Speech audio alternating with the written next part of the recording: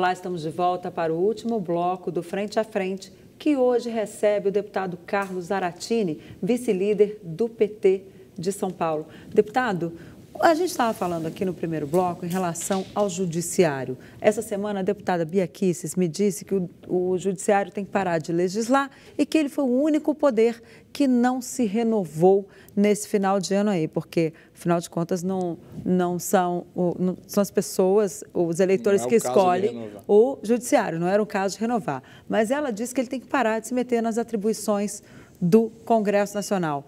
Essa semana ainda, o ministro Lewandowski foi admoestado num voo, o rapaz, ele ainda chamou a Polícia Federal para prender o rapaz. E, para completar, ainda tivemos, semana passada, a procuradora Raquel Dodge dizendo que vai recorrer para manter o auxílio moradia do Ministério Público. Como é que o senhor vê essa relação aí com o judiciário a partir do ano que vem, que parece que vai dar problema? Porque a gente percebe que a deputada Bia Kicis não vai estar sozinha. Se vier essa reforma da Previdência e o judiciário também não tiver alterações nos seus benefícios, vai ficar difícil aí estabelecer uma relação mais respeitosa entre os poderes. Olha, o judiciário é um poder derivado, que a gente fala, ele não é eleito, diferente do Congresso e da Presidência da República, ele é indicado, certo? Então é um poder derivado, né? Não tem voto. Então, evidentemente que ele não se renova no voto, ele se renova pela idade, no caso do STF, né? Chega aos 75 de idade, o juiz tem que se aposentar. O fato é o seguinte, que nós temos nesses últimos 10 anos uma atuação do judiciário que, de fato, interfere na legislação e interfere na atuação do executivo de forma muito forte.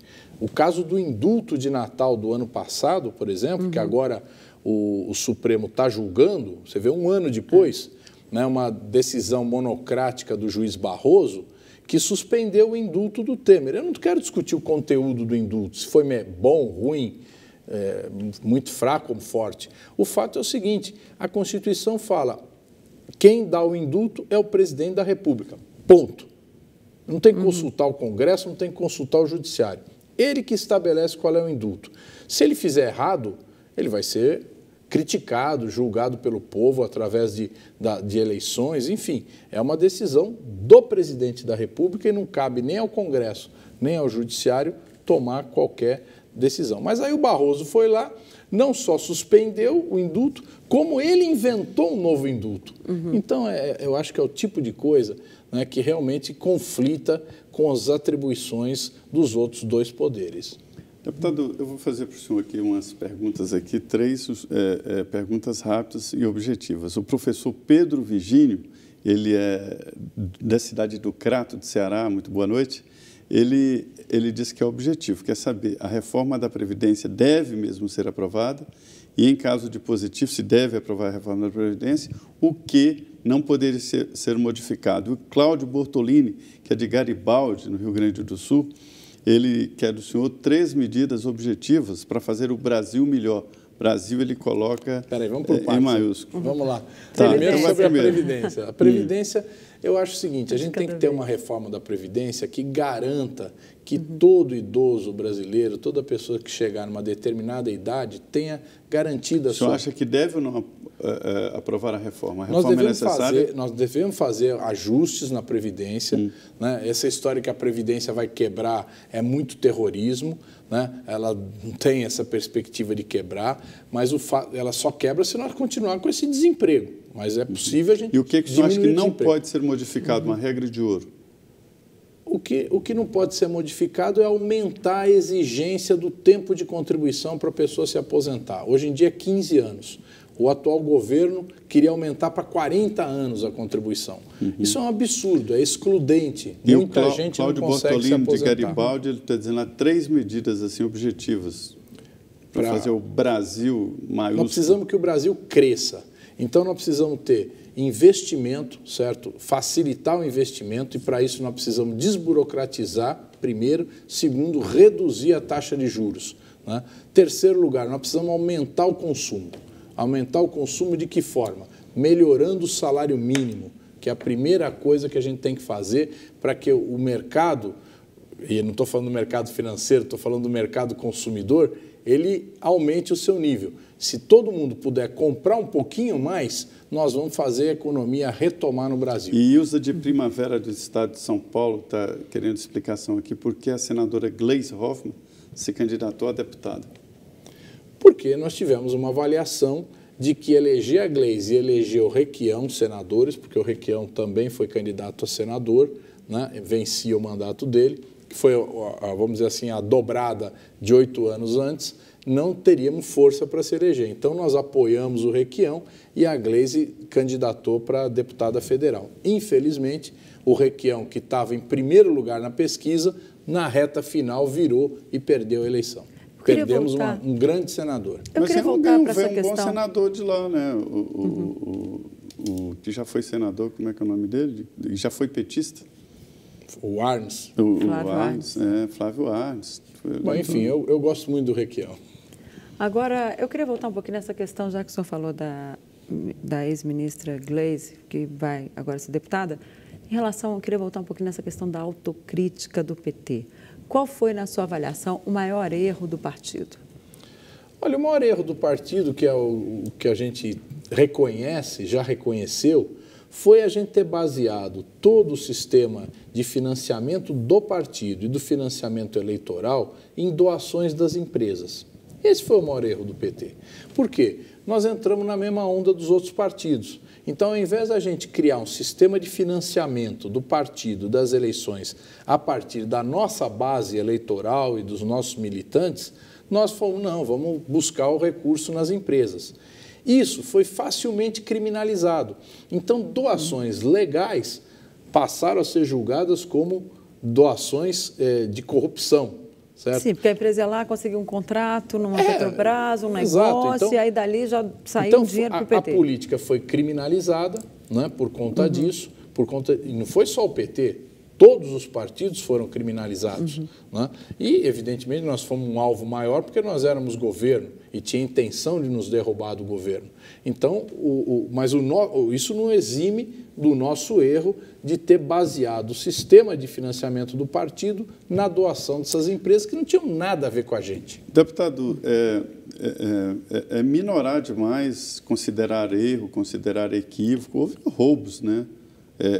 Houve roubos na Petrobras, até hoje estão sendo descobertos ovos. Zé Maria, mas houve roubo, mas só para complementar a pergunta, queria dizer que não é um monopólio da esquerda roubar, porque a gente conviveu com a ideia de que o roubo vem da direita e o Paulo Maluf, que era o representante da direita, era o símbolo de roubar recursos públicos. Isso é inevitável. Mas até que ponto isso vai atrapalhar ou inviabilizar a esquerda? Olha, eu quero só esclarecer essa coisa. Primeiro, nós só tivemos um militante do PT que enriqueceu, chama Palocci, que tem uma fortuna de 85 milhões de reais. Nenhum outro militante do PT enriqueceu, inclusive o Sérgio Moro reconheceu que o Vacari, que era o tesoureiro do PT, não pegou nenhum tostão para ele. Então, nós não tivemos enriquecimento. Ninguém achou malas de dinheiro na casa do Lula, malas de dinheiro na casa da Gleisi ou qualquer coisa do tipo. Mas achou mala de dinheiro do Gedel. Do Gedel. Ele era ministro, mas ele não é do PT. Mas ele não é do PT. Ele era vice-presidente da Caixa no governo do PT. Sim, mas ele não era do PT, certo? Nós estamos... A sua pergunta é em relação ao PT. Não deixou. Não deixou? O cara roubou. O que a gente pode fazer? Os funcionários da Petrobras, aqueles diretores e gerentes, muitos que fizeram delação, eles estão ricos, tinham fortunas de 200 milhões. Aquele Barusco tinha uma fortuna declarada de 200 milhões. Então, com todos os sistemas de controle que tinha dentro da Petrobras. O que eu quero dizer é o seguinte, nós íamos nas empresas, pedíamos recurso para as campanhas, as empresas davam, certo? Agora, isso era uma política de financiamento eleitoral e financiamento partidário. Nós somos totalmente contra isso hoje, achamos que foi um erro, mas ninguém do PT ficou rico por conta dessas atividades, a não ser um, que foi Antônio Palocci. O PT comprou o apoio dos partidos ao dar aos partidos cargos na Petrobras, por exemplo? Não. nós fizemos uma política que já vinha sendo feita há muito tempo, que era de formar uma frente parlamentar, uma frente política e dividir o governo. Isso foi feito no governo do Sarney, foi feito no governo do Fernando Henrique, no Collor, todo mundo fez isso e vai continuar fazendo. Vai continuar fazendo. Você vai ver que depois que fizer o primeiro escalão, muito deputado vai indicar para outros cargos pessoas ligadas a eles. O senhor falou aí sobre o Antônio Palocci, foi o ex-ministro da Fazenda, ex-ministro-chefe da Casa Civil, e que foi um dos coordenadores da campanha da Dilma. E ele fechou uma delação que é considerada muito importante, ainda está, na maior parte, sigilosa. Ele tem ali as entranhas, os segredos do PT e da candidatura. Só que a delação ela tem que ser provada. Várias delações que foram feitas lá na primeira instância com o juiz Sérgio Moro estão sendo derrubadas aqui no Supremo Tribunal Federal porque não tem comprovação, não tem prova. Mas a maioria está sendo mantida, né? Principalmente ali dos operadores da Petrobras. Muita coisa caiu já, muitos processos já foram extintos. Aquela turma do Odebrecht que fez aquela superdelação, até a Folha de São Paulo, eu não me lembro o número agora, publicou há poucos dias que a maior parte dos processos já foram fechados, já foram encerrados, porque não tem prova. Porque não adianta eu chegar lá e falar, dei dinheiro para o Zé Maria. Tá bom, e aí? Você não conseguiu provar. A minha palavra, ele fala que não. Eu tenho que ter uma prova que eu dei o dinheiro. Mas várias delações cruzadas, elas acabam produzindo indícios muito fortes, né? E circunstâncias, o celular naquele local, o encontro, sim, onde entregou o dinheiro. Não é o caso do PT, certo? Você pega, no caso da JBS, outros casos, você pode ter esse tipo de cruzamento. Nenhum caso. Os nossos problemas são de financiamento. Foram doações legais, por dentro, como a gente fala, certo? Que foram feitas, que constam na contabilidade do partido e que foram acusadas de serem resultados de corrupção. Só que não existe prova sobre isso. E sobre essa eleição, de repente o Brasil se considera de direita e tem orgulho é o primeiro governo liberal aí nos próximos anos, né? E agora o Brasil se descobriu de direita? Assim? Não, absolutamente não. O que houve? Houve o fracasso do centro político, que era o nosso opositor, surgiu uma candidatura de direita, que começou tomando do Alckmin cerca de 15% dos votos, e depois o Alckmin, que era o principal candidato, eu vou falar dele, podia falar de outros, mas vou falar dele, ele não conseguiu em nenhum momento mostrar que tinha uma política nova para o Brasil. E aquela política da extrema-direita, de radicalização, de querer mudar tudo, varrer tudo, ela foi vitoriosa. Nós já tivemos Jânio Quadros no Brasil, que ganhou o governo, certo? Lá na década de 60, nós já tivemos o Collor, agora nós estamos tendo o Bolsonaro. Então, esse tipo de fenômeno de candidato que fala, eu vou varrer a corrupção, eu vou acabar com a corrupção, vou limpar tudo, é o terceiro que eu me lembro no Brasil, certo? Jânio, Collor e agora Bolsonaro. Nenhum dos dois deu certo. Vamos ver o Bolsonaro, né? Tá certo. Olha, o Frente a Frente, o objetivo dele é exatamente isso, discutir política, levar até vocês informações importantes. Nós estamos aqui ao vivo nesta mesa redonda. Eu queria agradecer, deputado, a sua participação aqui no programa, que deixou lá o Congresso Nacional e veio aqui exatamente dar explicações, por que não, e conversar com os nossos telespectadores. Obrigado. Eu que agradeço vocês, a Maria, agradeço a Denise e agradeço a todos os ouvintes aí que tiveram a paciência de nos escutar. Uma boa conversa. E aqui a minha parceira Denise Rotenboer. Pois é, né, Zé Maria? E nós trazemos aqui para você personagens, autoridades de todos os partidos. Por isso, hoje foi a vez do PT. Na semana que vem teremos aí outros parlamentares ou, quem sabe, ministros, enfim, autoridades aí que a gente já convidou. Estamos montando um cronograma aí de final de ano para você. Obrigado, deputado. Obrigado, Zé Maria. Obrigado pela sua audiência. Pois é, e é um momento novo. Jair Bolsonaro está montando a sua equipe, já está quase pronta, né? Vai ficar maior do que os 15, mas menor do que os 29 ministérios. É uma ideia nova, um novo organograma, né? E um momento novo para o Brasil. Esperamos que dê certo. Esta é a chance, é um novo momento.